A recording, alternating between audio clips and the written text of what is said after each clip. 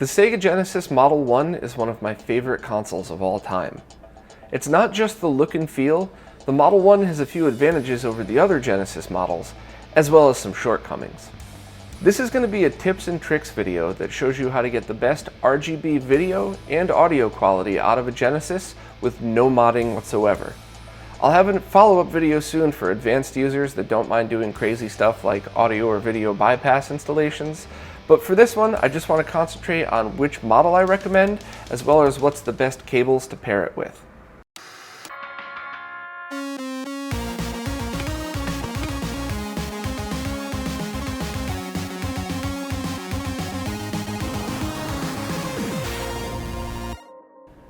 In my opinion, if you'd like to use a stock unmodded Genesis, the best ones to get are some of the earliest Model 1 Genesis consoles. Luckily, there are tons of these out there and they're very easy to identify without opening the console at all. I'll start out by showing how to identify the specific console you're looking for, and then break down why I think they're better than the other model Genesis consoles. The first and easiest thing to look for is that it has the words high definition graphics written on the top. Now, this doesn't mean that the console actually outputs high def, it's just a good marker and the first thing to look for. Next, you'll want to check out the back of the console and look for an EXT port. Some of the later Model 1s didn't have a port there at all, it was just flat black all the way across. And lastly, flip the console over and look for the Fcc Id sticker. Normally, a longer Fcc ID would indicate an earlier revision console, but in all honesty, this is the least important of the three. If you happen to find one with the EXT port and high definition graphics, but you can't find one with the longer Fcc ID, it's not the end of the world, it just might be one more indication. So now that you know which console to look for, I'd like to talk about why I feel this is the best choice for people that don't want to mod their console. By far the #1 reason is its audio output. A lot of the earlier revision Genesis 1 consoles have excellent audio output, whereas some of the later versions have pretty terrible output. So I'd like to start by playing an example of one of my Model 1 Genesis consoles that has no mods done to it at all. It's just simply a Model 1 with a good cable plugged into it, with an audio sample of Sonic 3, and once again there's nothing done to this console, not even a capacitor replacement, it's just a bone stock unit with a really good quality cable.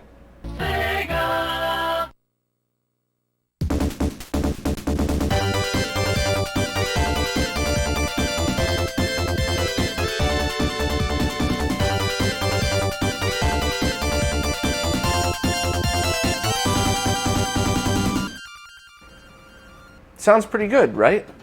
Now here's the audio from one of the worst Genesis 2s I've ever come across. They don't all sound this bad, but this one certainly did.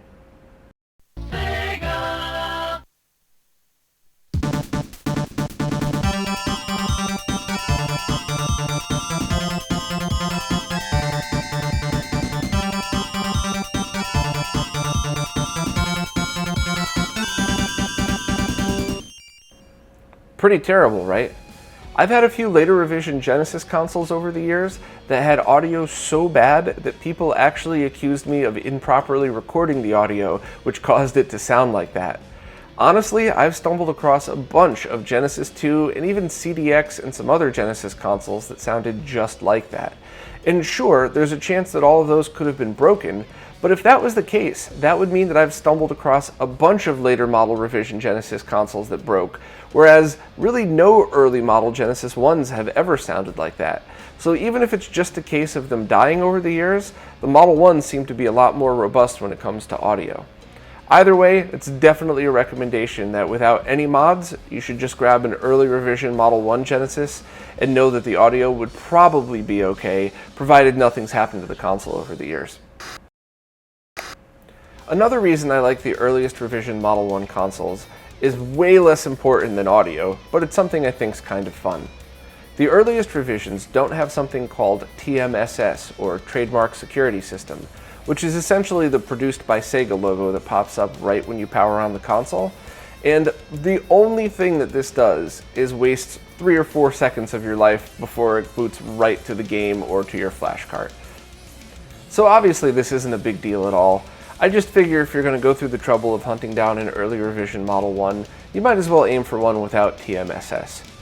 The Fcc Id Sticker is usually what I go by to get those consoles, which is why it really doesn't matter if you end up one with the shorter ID or if you get one with a longer ID that still has TMSS.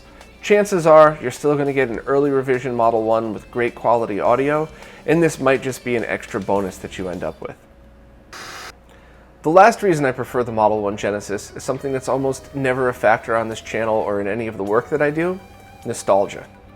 The truth is, I've always just thought the Model 1 Genesis looked so badass, and the fact that the best model audio happens to be the one that I like to look at is just a huge bonus to me. It's my opinion that when it comes to a gaming experience, console aesthetic should come last. First and foremost, no lag, then the best audio and video quality, and of course, using original controllers. And oh, by the way, if the console that you're looking at that's sitting on your shelf happens to be something that looks cool to you, then that's a major bonus. So while that should only be a small factor in you choosing the model Genesis you prefer, it's still a huge bonus for me and something that I felt that was worth mentioning. In my opinion, the biggest shortcoming of the Genesis One is the fact that it used a Sega Master System style video output port that only outputs mono audio. Luckily, there's a really good couple of solutions for this, and there's one that I strongly recommend over the others, but let me just start with the easiest and cheapest. The first and cheapest solution should only be used in a very specific scenario. If you're never ever going to get a Sega 32X, or if you're never planning on getting a different model Genesis, you can just get a Model 1 RGB SCART cable that breaks out audio from the 3.5mm audio jack in the front of the Genesis. It's pretty simple. All you have to do is plug the cable into the back to get RGB sync, and then you run the 3.5mm cable to the front for audio, and then you have to adjust the audio levels to match. So what I usually do is put the volume all the way up and then back it up a couple of notches to maybe 80%. So this isn't true line level audio, but it's absolutely safe to use with any of your SCART equipment, and as you heard in the recording before, I think it does a great job. While that cable would work perfectly fine, that's not the solution that I recommend for most people. There's just so many different things that could happen down the line. Maybe you want a 32X, maybe you end up with a different Genesis console, so you swap back and forth between one or the other. Or maybe you get into some of the more advanced mods where you do an audio amp installation and then you want a different DIN connector. Overall, there's just too much of a chance where you'd end up having to buy a second cable and never use that one. So in my opinion, the best solution is to turn the Genesis 1 output into a Genesis 2 output using an adapter cable. Both of the major RGB SCART resellers offer a cable design that gets stereo audio from the front headphone jack just like their other cable does. However, when you plug it into the rear of the Genesis, there's a little pigtail with the Genesis 2 output port. This essentially turns the Genesis 1 output into a Genesis 2 output, and now you only need one RGB SCART cable. Now you might be thinking one solution would be to just leave your 32X plugged in at all times, but besides the fact that I don't want to look at that ugly mushroom attachment sitting on the top of my Genesis, there are scenarios in which you can't use a 32X. The first one that comes to mind is playing the Genesis game Virtua Racing. It just won't even start at all through the 32X. You need to remove that. And next is using Master System games, and this counts through both a ROM cart and using the power-based converter with an original game. So if you think about it, that means if you do use the 32X at some point, every time you wanted to play a Master System game, you would have to mess with all of those different cables, whereas in this scenario, you just unplug the RGB SCART cable and then pop it right back into the new DIN that you have just added via the jumper cable. Also, this allows you to use the basic Genesis 2 jumper cable that goes between the console and the 32X, which I found are much easier to find than the original Genesis 1 to 32X pigtails. And lastly, a Model 1 RGB SCART cable is only compatible with the Genesis 1, while a Model 2 RGB cable is compatible with a Genesis 2, 3, CDX, Nomad, or even a Model 1 that's had a DIN replacement done, which is something I'll talk about in the next video about advanced Genesis mods. So overall, I feel like it's a much more cost-effective and efficient way to hook up your Model 1 Genesis. The last tip I want to mention is the AC adapter. This might seem like something that shouldn't be a big deal, but I've seen plenty of consoles have weird video noise because the original OEM power supply was getting old. So you often hear about don't buy third-party power supplies unless you really know what you're getting, which is totally true and totally fair. But nowadays, as old as these consoles are getting, you have to worry about the original power supplies as well. Luckily, Steve from HD Retrovision found one that seems to be compatible with most consoles. All you need is just a pigtail adapter and this very cheap power supply itself. I've tested this on a ton of my consoles, including the Model 1 Genesis, and I've even seen issues where I had a Genesis with weird video noise and I swapped out the original power supply for this one and all of the noise went away. So I recommend this one simply because it's very cheap and all you need is one adapter for it. And then you could actually even use this power supply on other consoles if you needed to. You just need to buy the correct pigtail adapter for it. So I stand behind this one. There's other high quality third-party power supplies out there, but I like to stick with what I know. So I'll leave a link down below for anybody that needs these. I would just reference the HD Retrovision site to make sure that you get the exact correct adapter for your console. So, a quick recap. I recommend that you get a Model 1 Genesis that says high definition graphics on the top, has the EXT port in the back, and has the longer Fcc Id on the bottom. On top of that, I recommend the Genesis 2 pigtail adapter that essentially turns your Genesis 1 AV out into a Genesis 2 AV out, and then I recommend getting a good quality Genesis 2 RGB SCART cable.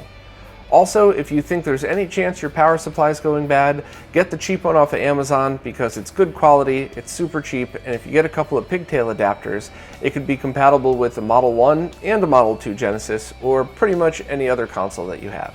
Just double check that you're using the right pigtail adapter so you don't blow out your consoles. Well, that sums up just about all the beginner tips and tricks I have for Genesis consoles. I'll have links in the description for everything that I mentioned to make it easier to purchase, and I'll also soon have a follow-up video that shows very advanced techniques that include things like how to remove video interference and jail bars from your Model 1 Genesis, which is something that can't be done without a mod, as well as how to take every other model Genesis and make it as good video and audio quality, if not better, than a Model 1 Genesis. These things are a lot more advanced, so I thought they would fit better in a separate video. But for now, I figured this would be good enough to get people started. If you liked this video, please consider subscribing to my Patreon because I couldn't make these videos without my amazing Patreon supporters. And also, if you want to stay up to date with everything going on in the retro gaming scene, check out my weekly podcast that sums up everything you need to know, and subscribe to the channel because what the heck, it's free.